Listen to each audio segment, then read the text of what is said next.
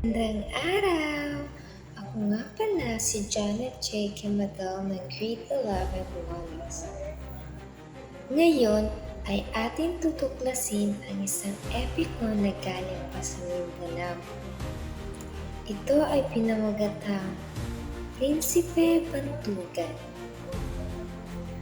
Magkapatid sina Prinsipe Bantugan at Haring Madali ng Kaharian ng Bumbara. Labis na inggit ni Haring Madali sa kapatid sapagkat hindi lamang ang kakaibang katapangan ang totoong hinahangaan sa kanya, kundi maging ang paghanga at pagkagusto ng mga maraming dalaga rito. Kaya, bilang hari, ipinag-utos niya na walang makikipag-usap kay Prinsipe Bantugan.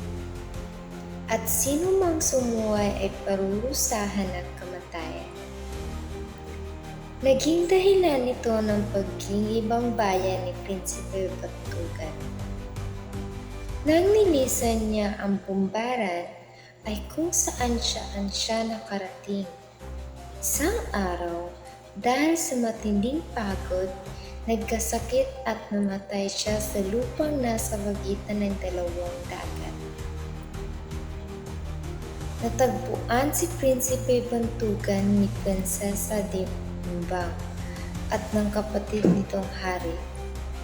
Hindi nila nakilala si Prinsipe Bantugan. Habang nagpupulong, isang loro ang dumating at sinabi ang bangkay ay ang magiting na Prinsipe Bantugan ng Kahariang Bumbaran. Samantala, bumalik ang loro sa Bumbara upang ibalita kay Haring Madali ang nangyari sa kanyang kapatid. Kaagad namang lumipad sa langit ang hari upang bawiin ang kaluluwa ni Prinsipe Bantugan. Nang mga oras na iyon, ay papunta na rin sina Prinsesa de Timbang sa Bumbaran upang dalhin ang bangkay ni Prinsipe Bantugan. Kaya hindi na ito naabutan ni Haring Madali. Bumalik ang hari sa Bumbaran at pilit niyang ibinabalik ang kaluluwa ng prinsipe. Muling nabuhay ang prinsipe at saya ang lahat. Nagbago na rin si Haring Madali. Nabalitaan ni Haring Miskuyaw na kaaway ni Haring Madali ang pagkamatay ni Prinsipe Bantugan.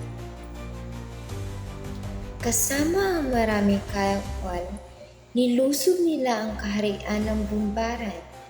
Sa pagdating ng pangkat ni Haring Miskuyaw sa Bumbaran, hindi niya alam na muling nabuhay si Prinsipe Bantugan.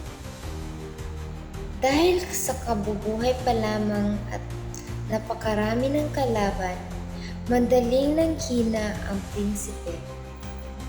Nabihag siya at iginapos. Muling lumakas at nakawala siya muli sa pagkagap.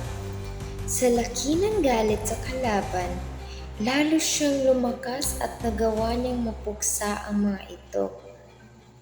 Pagkatapos ng labanan, pinasyalan ni Prinsipe Bantugan ang buong Bumbaran. Lahat ng kanyang kasintahan ay kanyang pinakasalan at dinala sa kanyang kaharian. Pagkarating sa kaharian, sinalubong sila ni Haring Madali. Masaya na namumuhay si Prinsipe Bantugan kasama ang mga babaeng pinakasalan niya. At dito nagtatapos ang kwento. Maraming salamat sa pakikinig!